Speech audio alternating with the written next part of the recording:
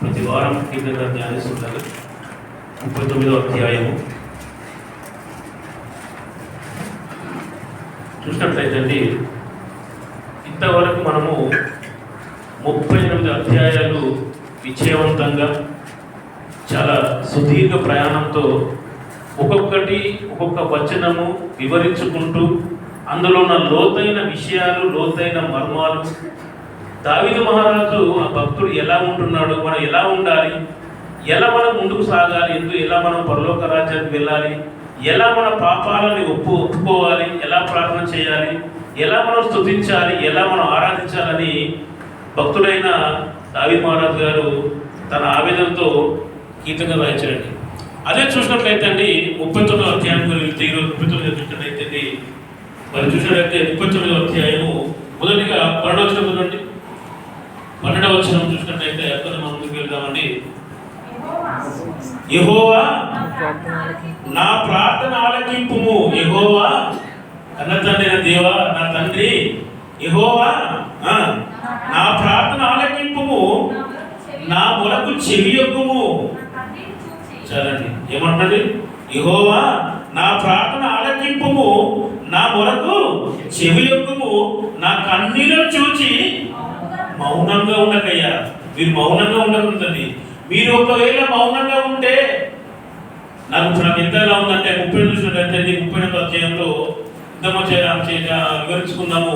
తన కష్టాలు మొత్తం చెప్పుకుంటాడు. మొదలు ఏంటంటే 31 నుంచి సుమారుగా 10 వచనాల వరకు తన చేసిన పాపముల గురించి, తను చేసిన ద్రోహముల గురించి, తను చేసిన అతిక్రమం గురించి ప్రతి దాన్ని ఒప్పుకుంటూ పశ్చాత్తాపడుతూ తన ముందుకు జ్ఞాపకార్థం చేసుకుంటాడండి.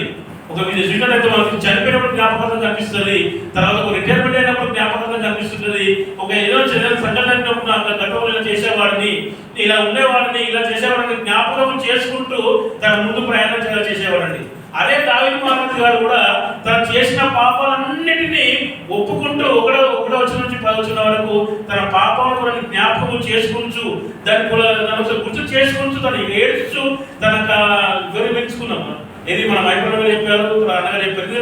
తను ఎలా అంటే తను మొత్తం వర్ణించుకోండి. తాను చేసిన పాపం ఎంత భయంకరమైన, చివరికి నాకు రక్తం స్మెల్ వస్తున్న విధంగా అంత వర్ణించుకుంటూ ముందు సాగాడండి.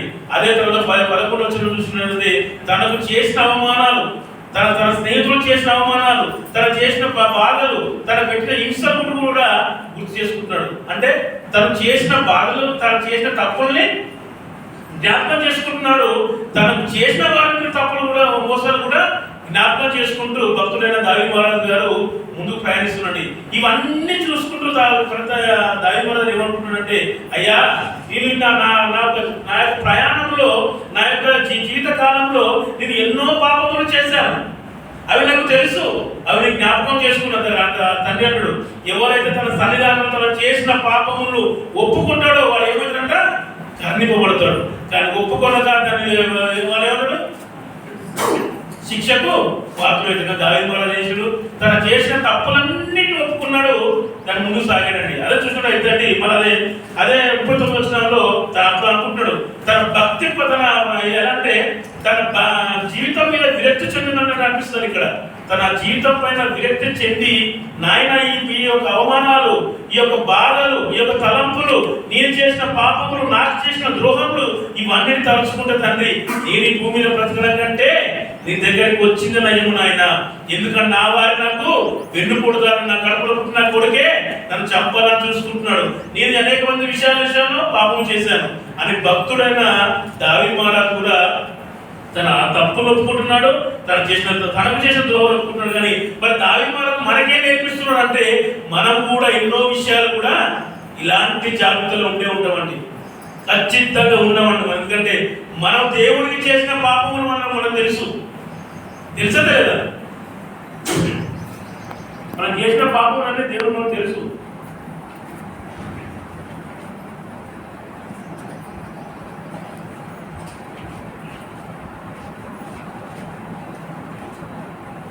మనము దేవుడికి చేసిన ఘోరమైన పాపములు తెలుసు, దోషములు తెలుసు, మనకు చేసిన ద్రోహములు తెలుసు. కానీ దావీదు మహారాజు మనకి ఏం చెప్పాలనుకుంటున్నాడు ఈ వారం అంటే తన పైన తనకు ఒక విరక్తి వచ్చిందండి. తండ్రితో ఏం చేసుకుంటున్నాడు, ఒక సంధి కుదుర్చుకుంటున్నాడు. ఓ కమిట్మెంట్ గా వస్తున్నాడు దావీదు మహారాజు గారు. ఎలా వస్తున్నాడు? ఓ కమిట్మెంట్. తండ్రి, నేను చేసిన పాపాలను నేను ఒప్పుకుంటున్నానయ్యా, నాకు చేసిన ద్రోహంలో అందరినీ క్షమిస్తున్నానయ్యా, కానీ నేను నీతో కమిట్మెంట్ అవుతున్నానయ్యా. ఏ కమిట్మెంట్ అవుతున్నాడు? మనము కూడా ఇప్పుడు కమిట్మెంట్ కావాలి. మనం కూడా ఇప్పుడు కమిట్మెంట్ కావాలి. మన లైఫ్ జీవితంలో కూడా ఖచ్చితంగా మన దేవునికి ద్రోహం చేసిన వాళ్ళు ఉన్నాం, మనకు ద్రోహం చేసిన వాళ్ళు ఉన్నారు. దావీదు మహారాజు గొప్పగా కాకుండా కొద్దిగా మనకు చేసి ఖచ్చితంగా ఉంటాయండి. అలాంటి దావీదు మహారాజు మనం ఇన్స్పైర్ తీసుకుంటూ దావీదుని ఎందుకు రాయించాడు, మనకు ఎందుకు మనం విశ్లేషించుకుంటాం అంటే అలాంటి భక్త జీవితం మనలో కూడా రావాలి. అలాంటి మనసు అనేది, అలాంటి మనసు కూడా మనకు రావాలి. అలాంటి ప్రేరణ కూడా మనకు రావాలని దావీదు మహారాజు ఇక్కడ పరిశుద్ధాత్మ ప్రేరేపణగా రాయిస్తున్నాడు. ఏమంటున్నాండి? 39 మొదలు. తండ్రి, నా నాలుకతో పాపము చెయ్యకుండానట్లు. తండ్రి, నా నాలుకతో అంటే నాలుక ఎంత భయంకరమైందో ఒకసారి ఉందండి. నాలుక ఒక ఇల్లును కాలబెడుతుంది, సమస్త కాలబెడుతుంది, ప్రపంచాన్ని కాలబెడుతుంది. ఏ అవయవం అంటే నాలుకని. ఈ నాలుకను కంట్రోల్ పెట్టుకుంటే సమస్తము కంట్రోల్లో ఉంటుంది. ఈ నాలుక ఒకవేళ కంట్రోల్ తప్పితే ప్రపంచం అంతలా అద్భుతం అయిపోతుంది. ఈ నాలుక గురించి అన్నగారు ఎన్నో విషయాలు, ఎన్నో భూగోళికాలు మనకు చెప్పే ఉంటాడు. ఈ నాలుక ఎంత భయంకరమైందంటే చాలా భయంకరమైందండి. ఎందుకంటే ఈ నాలుకని ఒకరిని దగ్గర తీసేది నాలుకనే, మనని ప్రపంచాన్ని దూరం చేసేది కూడా నాలుకనే. కానీ నాలుక భయంకరమైన మన జీవితంలో అవయవం ఉంది. మరి నాలుక నెంబర్ 2 కన్ను భయంకరం కనుక దేవుడు ఏమంటున్నాడు, నా నాలుకతో పాపము చేయకున్నట్లు. నాలుకతో పాపం చేయకున్నట్లేదండి. నాలుకతో పాపం చేస్తారా, కళ్ళతో పాపం చేస్తారా, శరీరంతో పాపం చేస్తారా? కానీ ఎక్కడంటే కంటి ఏదో చూసినా నాలుగు కూడా దాన్ని నరాలు అనేది మన బ్రెయిన్ లో అంటుకుంటాయండి. అంటే ఏమంటాడు, నా నాలుకతో నోటి మాటదారు కానీ, అబద్ధాలు కానీ, మోసాలు కానీ, తాగాలి. ఎందుకంటే ఒక స్త్రీని చేయాలంటే నాలుగుతో వర్ణిస్తాడు. ఆ వర్ణనకు పడిపోయే వాళ్ళు చాలా మంది ఉన్నారు. ఏది? నాలుగంటే మాట్లాడడం, ఏదైనా కొంచెం చూపించడం. ఏదైనా ఒక ఫర్ ఎగ్జాంపుల్ గా నాకు పని కావాలనుకుంటే మనకి ఏం చేస్తామంటే భోజనం పెడతాం. భోజనం చేపిస్తుంది, రుచి నాలుగు ఇస్తుంది. వాడు మనకి ఏ పని చేయాలన్నా వాడు చేసి పెడతాడు. కానీ నాలుగు అన్నిటి విషయానికి ఇది భయంకరం కనుక మనం కూడా మన నాలుగు విషయంలో కూడా జాగ్రత్తగా ఉండాలని దావీదు మహారాజు చెప్తున్నాడు. నా నాలుకతో పాపము చేయకున్నట్లు నా మార్గములను, పోయే మార్గములు, ఈ నాలుక ద్వారా చేసే పాపములు, అతిక్రమములు, దోషములు అవి భయంకరంగా ఉన్నాయి కనుక ఇవన్నిటినీ నేను తప్పించుకోవాలనుకుంటే నా విజయాల దృష్టిగా నా మార్గములు, నా ఆలోచనలు, నా తలంపులు, నా ఊహాగానాలు అవన్నిటిని ఏం చేసుకోవాలి, నా మార్గములను జాగ్రత్తగా మన ఆత్మగట్ల జాగ్రత్తగా, చాలా కేర్ఫుల్ గా, చాలా బీ కేర్ఫుల్ గా, చాలా ఇంట్రెస్ట్ గా. ఎందుకంటే మనము మన అర్థం వేసుకోండి, జాగ్రత్తగా చూచుకుంటాను.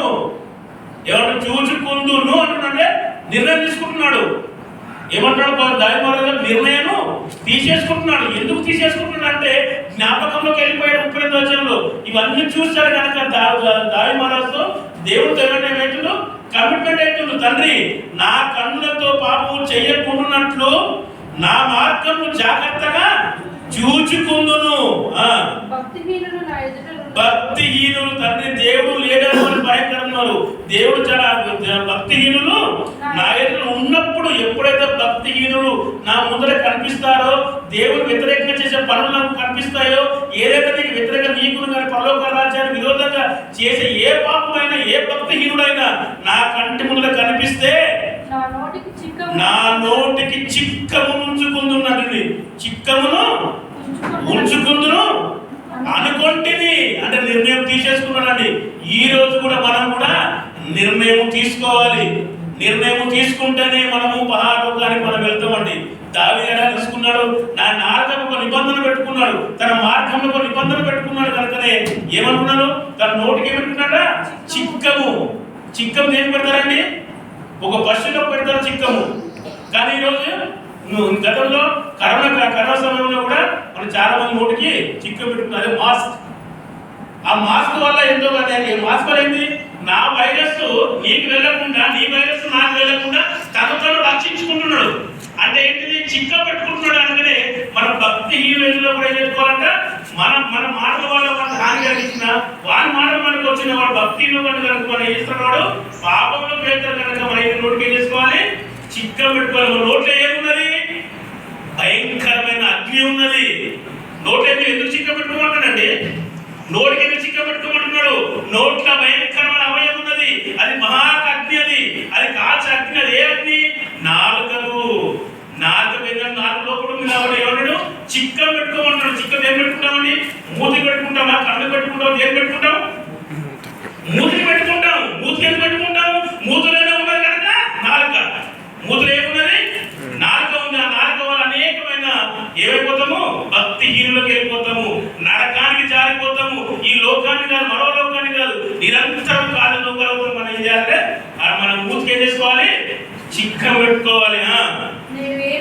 నేను ఏమీ మాట్లాడగా మౌనైతినయ్యా. ఎందుకంటే ఈ భక్తిహీనులు ఎదుగుతారు మాట్లాడేదానికంటే, ఈ విధంగా వాళ్ళ దగ్గర మాట్లాడేదానికంటే ఏదో కథ చెప్పాలి.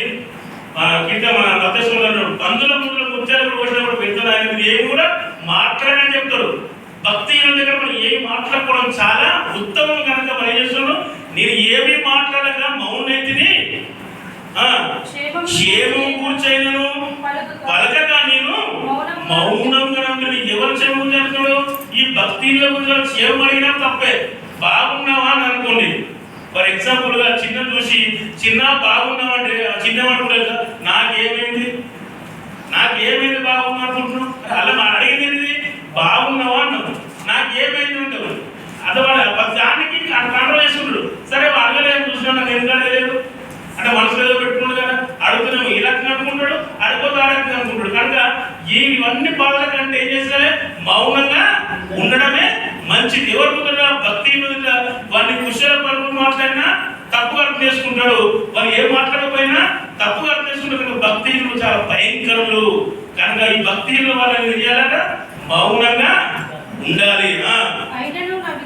అయినను తండ్రి, అయినను ఆయన మన బాధ, ఆయన ఘోష, ఆయన ఆవేదన అంత అయితే కాదండి.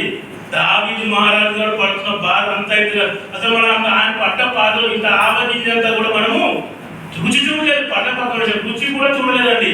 అంత పడ్డ ఆయన ఏమంటుందంటే అయినను నా విచారము అధికమైనదండి. అధికమైపోతుంది. ఎందుకంటే వీళ్ళకి ఎంత దూరంగా ఉన్నా ఏం చేసినా అంత అధికమైన నా గుండె నాలో మండుచున్నది తండ్రి.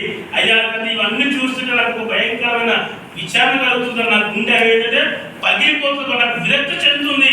ఈ ప్రపంచాన్ని చూస్తే, ప్రపంచ మానవాలను చూస్తుంటే, వాళ్ళు లోపల పడి బయట పడి మాట్లాడుతున్న విధానం చూస్తుంటే, నా ముందు నాకు ఒక రకంగా, వెంట వెళ్ళి మరో రకంగా దావీదు మహారాజు గారికి ఎన్నో కుట్రలు వేసుకుంటూ వెళ్తున్న ప్రయాణం చూస్తుంటే ఆయనకి ఏమైందంటే తన గుండె అనేది పగిలిపోతుందండి. ముందుకు వస్తున్నారు, సైన్యం వస్తున్నది, వెనక కొడుకు వస్తున్నాడు. ఏంటి పరిస్థితి? తన కొడుకే చంపాలనుకుంటున్నాడు, తన వాళ్ళ చేసుకుంటున్నాడు. ఎంతమంది చూసి ఆయన ఏమైనా విచారపోతున్నాడు, చాలా బాధపడుతున్నాడు. అలాంటి దాని వల్ల ఏమంటుందంటే చాలా విరక్తి చెందుతున్నప్పుడు చాలా గొప్ప మాట మాట్లాడుతున్నాడు. నేను ధ్యానించుండగా ఇవన్నీ ఆలోచిస్తుండగా నేను చేసిన పాపమును ధ్యానిస్తున్నాను, నాకు చేసిన ద్రోహం గురించి ఆలోచిస్తున్నాను, నేను చేసిన ద్రోహం ఆలోచించుకుంటున్నాను. ఈ లోకమంతా మీరు పరిశీలిస్తుంటే ఏమంటాడు?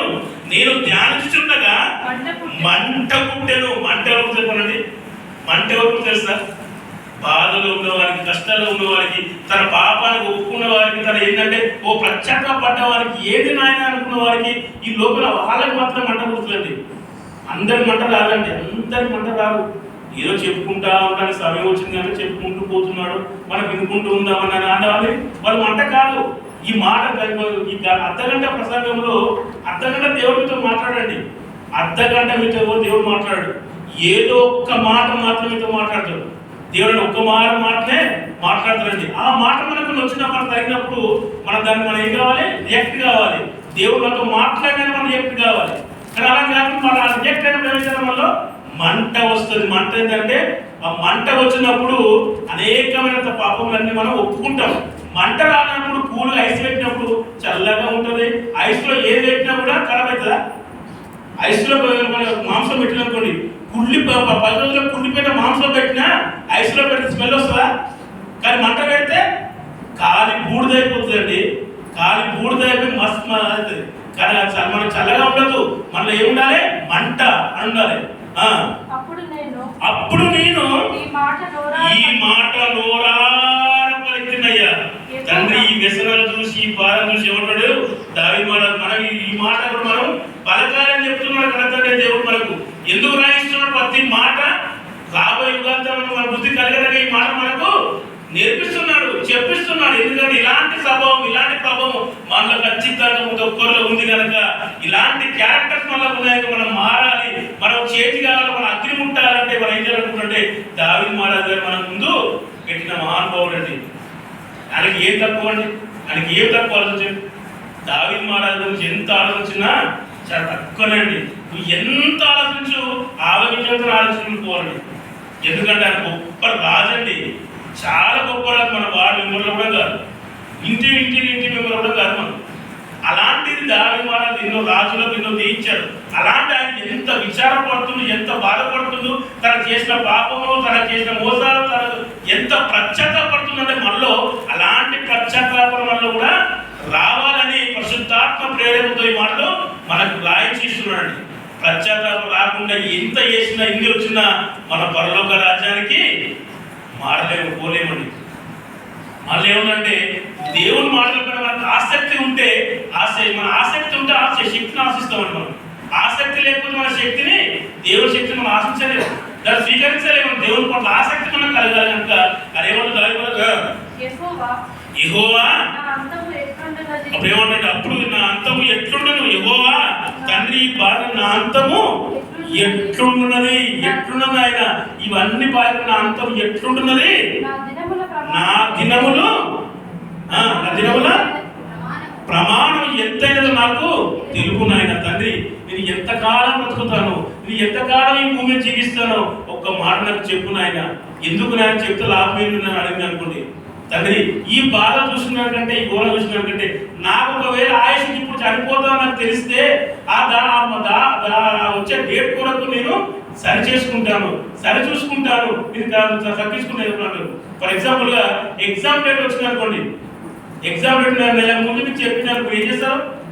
ఎగ్జామ్ డేట్ ముందుగా 10 రోజులు కనుక చెప్పేసి మీరు సరిగ్గా ఉంటారా? ఎగ్జామ్ రాసేవాళ్ళు అందరూ, అవగాహన వాళ్ళందరూ ఎగ్జామ్ డేట్కి వచ్చే నెల 20వ తారీఖు ఎగ్జామ్ ఉన్నది అనుకోండి. 10 తారీఖు లేదా 11వ తారీఖు 20వ తారీఖు కూడా ఎగ్జామ్ ఉన్నది. మీరు ఏం చేస్తారండి? జనరల్గా ఎగ్జామ్ ఉంది లేదా సైలెంట్గా ఉంటారా? ఎగ్జామ్ ఉందని మీరు ఏం చేస్తారు? చాలా చదవని కష్టపడతారండి. చాలా రేయం బాగా కష్టపడతారు, రేయం బాగా ప్రాక్టీస్ చేస్తారు, అనేక క్వశ్చన్ పేపర్లు చదువుకుంటారు, అనేక బిట్స్ చూసుకుంటారు, అనేక రకమైన ఎలా పరీక్షలో పాస్ కావాలి, ఎగ్జామ్ ఇంకా 10 రోజుల్లో ఉన్నది, సమయం లేదు, అక్కడ బుక్స్ సిలబస్ కంప్లీట్ కాలేదు, టైం మాత్రము దగ్గరలో ఉన్నది, సిలబస్ కంప్లీట్ కాలేదు, టైం దగ్గరలో ఉన్నది, సిలబస్ కంప్లీట్ కాలేదు, టైం దగ్గరలో ఉన్నది. మనం ఏవైతే మనకు ఒక ఇలాంటి మీద మనకు ఆలోచన వస్తుందా? తిండి మీద ఆలోచన వస్తుందా? ఎగ్జామ్ అనుకున్నాడు తిండి మీద కానీ, డబ్బు మీద కానీ, పడుకున్న మీద కానీ ఎక్కడ ఆలోచన వస్తుందా? ఎగ్జామ్ త్వరలోనే ఉన్నది అని మనం ఏమైందంటే మంట పుడుతుంది. అలానే మన ఆయుష్ మనం తెలిస్తే నాకు చేసిన పాపం ఎన్ని ఉన్నాయి, ఇది ఒప్పుకోవాలి, నేను నరకం పోకూడదు, నేను దాని టైం దగ్గరకు వస్తుందని దారిలా మనం ముందుకు వెళ్తాను. అని ఏమంటాడు? దేవా నా దినములు పదం ఎంత ఉన్నదో నాకు తెలుపుము, నా ఆయువు ఎంత అల్పమైనదో నేను తెలుసుకొని కోరుచున్నాను. ఎందుకు నాయన తెలుసుకొచ్చున్నావు అంటే తెలిస్తే నాయన నేను దగ్గరికి రావాలను, తెలిస్తే నేను దగ్గరకు వస్తానయ్యా, తెలియకపోతే ఇంక చాలా టైం ఉంది అనుకుంటావు. నాయన ఈ రోజు బాప్తిసం తీసుకోండి, ఏమన్నా ఇక జనవరి 1 తీసుకుంటా అనుకుంటాడు. నాయన ఏమైనా 2 సంవత్సరాలు తీసుకుంటా అంటాడు. ఆయన బాప్తిసం ఎప్పుడు తీసుకుంటావు నాయన అంటే పెళ్ళైన తర్వాత తీసుకుంటా అంటాడు. ఆయన చర్చికి ఎప్పుడు వస్తావు చూద్దాం అనుకుంటాడు. అంటే మనకి ఏం తెలియదు, అంతం గురించి మనకి తెలియదు, ఆయుష్ ఎప్పుడు మనకి తెలియదు కనుక అవన్నీ వాడు నిర్లక్ష్యం వేసుకున్నప్పుడు ఏమంటాడు? నా ఆయువు ఎంత అర్థమైనా తెలిసి కోరుచున్నాను, నా దినములు పరిణామం నువ్వు బెత్తడిగా చేసి ఉన్నావు. ఎంతట బెత్తడు, ఎంతంటే బెత్తడు అంటే నువ్వు 60-70 ఏళ్ళ జీవితం దేవుడు ఏమనుకుంటున్నా నీ బెత్తడి జీవితమే. కానీ చాలా జీవితము ఎక్కడ పరలోక రాజ్యం ఉంది కనుక బెత్తడి జీవితం. ఆయన నువ్వు ఇంతలో కనబడి అంతలో మాయమైపోయే ఆవిరి వంటి వాడు, నువ్వు కనిపించి మాకు ఆవిరి వంటి వాడు కనుక నీ బెత్తడి అని దేవుడు చెప్పలేదా? అడిగాడు దావిమూలగా అడిగారు, తండ్రి నాకు ఆయుష్ జరుగుతున్నా, నాకు నాకు నా దినములు ఎంతో కావాలని అడిగాడు, నా ఆయుష్ ఎంతో అడిగాడు. కానీ అడిగిన దానికి సవాల్ వచ్చిందా? ఏమని చెప్పాడు? నాయన నీ ఆయుష్ ఎప్పుడున్నాయంటే బెత్తడే అన్నాడు. అంటే దావీదు గారు ప్రార్థనకు జవాబు వచ్చింది. ఎక్కడ ప్రార్థన చేసిండు? యెహోవా యెహోవా నా ప్రార్థన ఆలకింపుము, నా మొర చెవి యొక్కుము, నా కన్నీళ్లు చూచి మౌనంగా ఉండకుము. ఇక్కడ కనెక్ట్ దేవుడు మౌనంగా ఉన్నాడా? మౌనంగా లేడండి. నా ఆయువు ఎంత నాయన, నా ప్రయాణం ఎంత నాయన, నా ఆయుష్ ఎంత అయినప్పుడు ఆయన ప్రార్థనకు దేవుడు సమాధానం ఇచ్చాడండి. మన ప్రార్థనకు దేవుడు సమాధానం ఇచ్చేంత తగ్గింపు ప్రార్థన సమాధానం ఇచ్చిందా? ఎంత ఇచ్చిండు? ఎంత బెత్తడే. నాయన దావీదు మహారాజు నువ్వు అడుగుతున్నావు కదా, నీ ఆశ ఎంత కావాలని అడుగుతున్నావు కదా, తెలుసుకోవాలని అర్థపడుతున్నావు కదా, నువ్వు ఎంత కావాలని నువ్వు అంత ఆలోచిస్తున్నావు కదా, నీ ఆశ ఎంత అని చెప్పలేదు ఆయన. బెత్తడే అంటే కొద్దిగానే, ఇంతలో కనబడి అంతలో ఆవిరి వంటి వారవే అని సమాధానము దావీదు మహారాజు గారికి ఇచ్చిండు. మరి మన ఆయుష్ ఏంటండి? అదే ప్రశ్న, అదే సమాధానం దేవుడు మనకు కూడా అప్లై చేసి మన ఆయుష్ ఏంటనో మనకు పెద్దడే, మన ఆయువు కూడా ఆవిరి వంటిది అని ఇక్కడ దావీదు మహారాజు గుర్తు చేస్తున్నాడు. చూడండి, నీ సన్నిధిని నా ఆయుష్కాలము లేనట్టున్నదయ్యా. అయ్యా కానీ నువ్వు పెద్దగా చెప్పావు నాయన, కానీ పెద్దలు చూస్తే నాకు చాలా భయం వేస్తుందండి. ఫర్ ఎగ్జాంపుల్ గా మనకు మంచి బాధ ఉన్నప్పుడు మంచి బిర్యానీ పెట్టానుకోండి, మంచి బిర్యానీ చికెన్ బిర్యానీ పెట్టానుకోండి, ఆ బిర్యానీ బాధలో ఉన్నావు, ఆ బిర్యానీ పెట్టి ఏమనిపిస్తుంది? తిన్నా కూడా తినట్లే ఉంటుంది, తాగినా కూడా తాగినట్లే ఉంటుంది, పోయినా కూడా పోనట్లే ఉంటుంది. ఎందుకు? నీ మనసు అనేది బాగులేదు, నీ ఆలోచన అనేది బాగులేదు. నీవు పంచపక్ష బలపాలను పెట్టినా తిన్నవాడు ఏమనిపిస్తుంది? ఈరోజు మంచి కడుపుకుంటే తిన్నంటామా? అనలేమండి. ఎందుకంటే వాళ్ళు ఉన్నాయి ఏముంటది?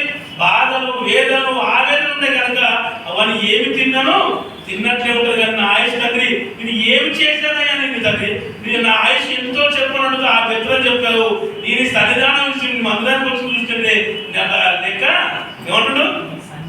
నీ సన్నిధి నా ఆయుష్ కాలము లేనట్టుందయ్యా అని దావీదు మహారాజు ఇలా ప్రార్థన చేస్తున్నాడు. మనం ఇలాంటి ప్రార్థనలు మన లైఫ్లో నా జీవితంలో ప్రార్థిస్తాం. ఎందుకంటే మన దావీదు మహారాజు మనకి ఎందుకు ముందు పెడుతున్నాడు? ఇలాంటి క్యారెక్టర్, ఇలాంటి భక్తి జీవితం మనం రావాలని కనెక్ట్ ఆశపడుతున్నాడు. చూడండి, ఎంత స్థిరుడైనను ప్రతివాడు కేవలం మట్టి ఊపిరే, మట్టి ఊపిరి వలె ఉన్నాడు. ఎంత స్థిరుడైన ముఖేష్ అంబానీ అయినా, అనిల్ అంబానీ అయినా, ఎవరైనా వాడు ఏంటంటే మంది మట్టి ఊపిరి వంటి వారే. మనుషులు వట్టి నీడ వంటి వారు తిరుగులాడుతున్నారు. మట్టి అంటే నేను ఇంత ప్రయాస పడేది, ఇంత టెన్షన్ పడేది అంతా అయింది మట్టి వంటిది, ఊపిరి వంటిది అని తెలియజేస్తున్నాడండి. అంటే మనం చేసే కష్టం అంతా, మనం చేసే బాధ అంతా వట్టిది, వట్టి ఊపిరి వంటిది. వారు తొందరపడకుండా గాలికే కదా. మనం ఏ కష్టం చేసినా మన ప్రయాసం అంతా గాలికి పోయే విధంగానే ఉన్నదండి. ఎందుకంటే దేవుల్లో లేని ఏ పని కూడా గాలికి పోయినట్టుగానే కనిపిస్తున్నా. వారు ధనము కూర్చుకుందరు కానీ అది ఎవరికి చేజిక్కున్న వారికి తెలియదు. చూడండి ఎంతమంది చెప్తున్నారు. వారు ఏం చేస్తారంట? ఇక్కడ ఈ వచనం గుర్తుకొచ్చారండి. నా ప్రాణ స్నేహితులు ఉంటాడు, అంటే 6th క్లాస్ ఎల్కేజీ ఉన్నప్పుడు స్నేహితులు ఉన్నవాడు. ఎంత ఉన్నాడు? రమేష్ అనే వ్యక్తున్నాడు. రమేష్ అనే వ్యక్తి తన తల్లి తన తండ్రి చాలా వెలిసాకు ఉన్నది, చాలా కష్టపడండి. తినక ఎంతో కష్టపడేస్తూ బిల్లి కొన్నాడు, చాలా జాగ్రత్తగా ఉన్నాడు, ఎంతో కొన్నాడు. తర్వాత కొన్నాడండి. తర్వాత ఏమైంది? తన తండ్రి ఏం చేశాడు? కొన్ని అనారోగ్యం వల్ల చనిపోయాడండి. తండ్రి చనిపోయిన తర్వాత ఆశ్రమంలో చేసి కొడుకులు కూడా తండ్రి ముందు తీసుకెళ్తున్నాడు. తల్లి చనిపోయిందండి. తండ్రి చనిపోయిన సంవత్సరానికే తల్లి చనిపోయింది. తల్లి చనిపోయిన సంవత్సరానికే అక్క చనిపోయింది. అక్క చనిపోయిన తర్వాత పెళ్ళైంది, రమేష్ పెళ్ళైంది. అతను ఈ కొన్నాళ్ళు ఇతను కూడా చనిపోయాడు.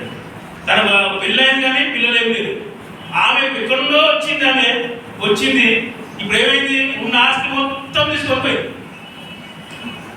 అటు తండ్రి తినలేదు, కొడుకు తినలేదు, బిడ్డ తినలేదు, పక్కపడ మేనమామ తినలేదు, మేనమామ సంరక్షించారు. అతను ఒక గుట్టి కట్టుకొని అవన్నీ చేసింది. ఆఖరి నువ్వు నలుగురు 2 సంవత్సరాల క్రితమే మొత్తం చనిపోయారండి. పొలం కడుపులో ఉంటే మేము పిల్లలు అనుకుంటే పిల్లలు లేదు. ఆఖరికి సుమారు 4-5 కోట్లు ఎత్తుకొని పోయింది. పోయాం ఏం చేసింది, వేరే వాళ్ళు మేనేజ్ చేసుకున్నది, అది సంతోషంగా ఉన్నది. వీడి పడ్డ కష్టం తెలిపోయింది. తన రక్షణ ఎవరు లేదు. ఆమె పెళ్లి చేసుకున్న 6 నెలలుగానే వాడు చనిపోయాడు. 5 కోట్లు తీసుకొని పోయింది. అంటే మన ప్రాబ్లం కానీ కడుపులు చంపుకొని ఇవ్వ చేసిన తర్వాత ఎవరికి ఏమైందంట, వట్టి గాలికి వెళ్ళిపోయిందండి. ప్రభువా నేను దేని కొరకు కనిపెట్టుకున్నా, ఈ లోకం గురించి కనిపెట్టుకున్నా, ఇవన్నీ బాధ్యతలు కనిపెట్టుకున్నా, దేని కొరకు కనిపెట్టుకున్నానయ్యా, నిన్నే నేను నమ్ముకున్నానయ్యా, నిన్నే నేను నమ్ముకున్నాను, నీవే నాకు దిక్కను అని దాయమన్నా. నా అతిక్రమములన్నిటి నుండి నన్ను విడిపింపుము, నీచులకు నన్ను నిందాస్పదంగా చేయకు నాయన. దాన్ని చేసిన నీవే కనుక నోరు తెరవక నేను మౌనైతుని.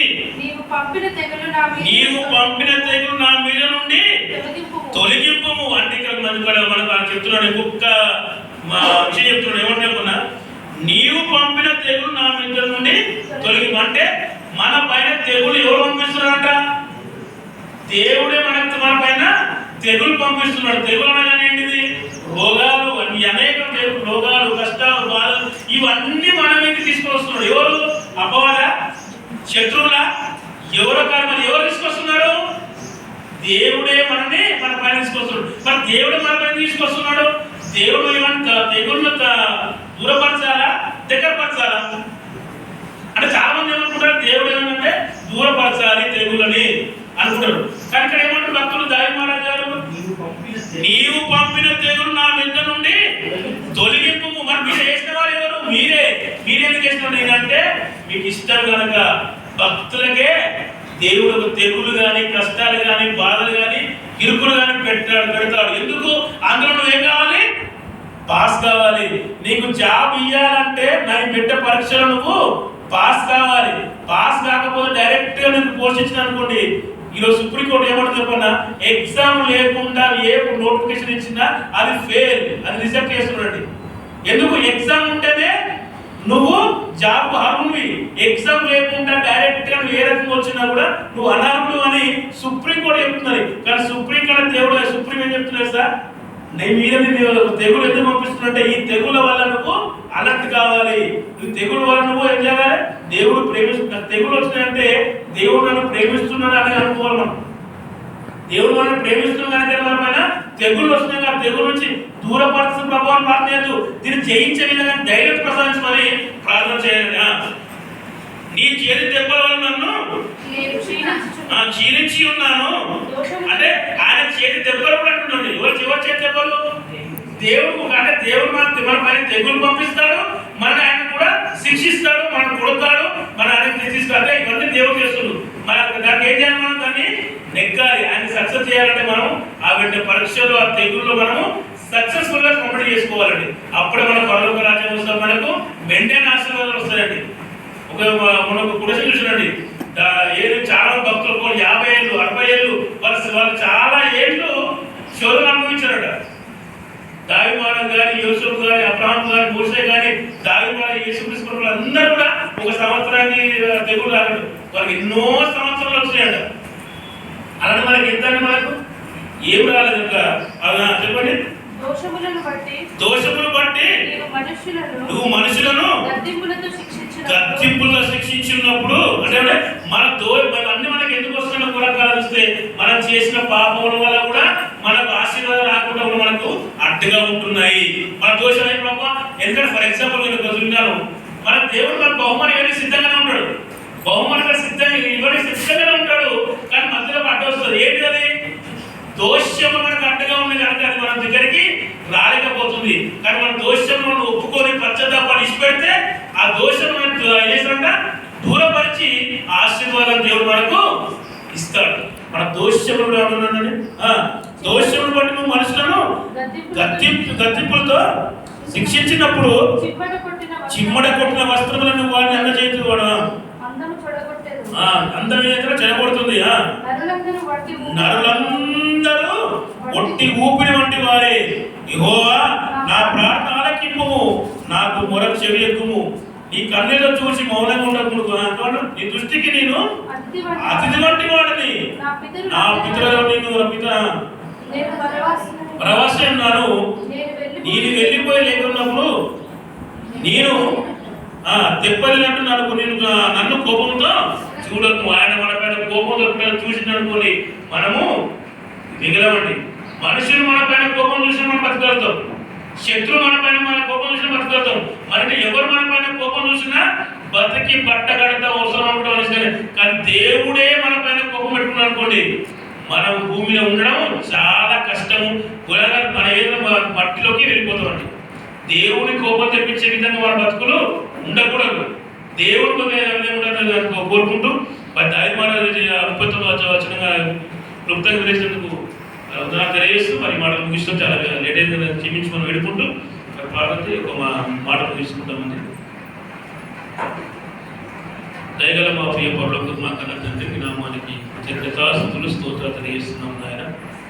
తండ్రి మా మధ్య తండ్రి దావీదు మహారాజు గారిని మా ముందు పెట్టిన ఆయా భక్తులు ఎలా తండ్రి మరి పశ్చాత్తాపడ్డాడో, ఎలా నలిగిపోయాడో, ఎలా విరిగిపోయాడో, ఎలా తండ్రి మరి ఆయన ఒక భక్త జీవితంలో తను ఎలా విరుగుపరుచుకున్నాడో, ఎలా మంటను చిరరేగించుకున్నాడో తండ్రి, ఎలా ఆశ కలిగి ఉన్నాడో ప్రభావ మీ కోపము మీ యొక్క శిక్షను మీ యొక్క తెగులు తండ్రి ఎలాంటి దానిన్నింటిలో విజయాన్ని పొంది తండ్రి దావీదు నా ఇష్టానుసారాన్ని కుమారుడు అనిపించుకునే విధంగా తండ్రి మాకు మా అందరి భక్తి జీవితం తను అలాంటి మరి మంచి దాసులు అనుకుంటే మంచి కుమారుడు తీసుకుని భాగ్యం అందరి ప్రసంగం చేయమని మా ప్రభు మా రక్షకుడు అలానే ఉన్నా యేసుక్రీస్తు అనుకుంటున్నాం మా ప్రియ పరలోకపు మా కన్న తండ్రి. ఆమేన్.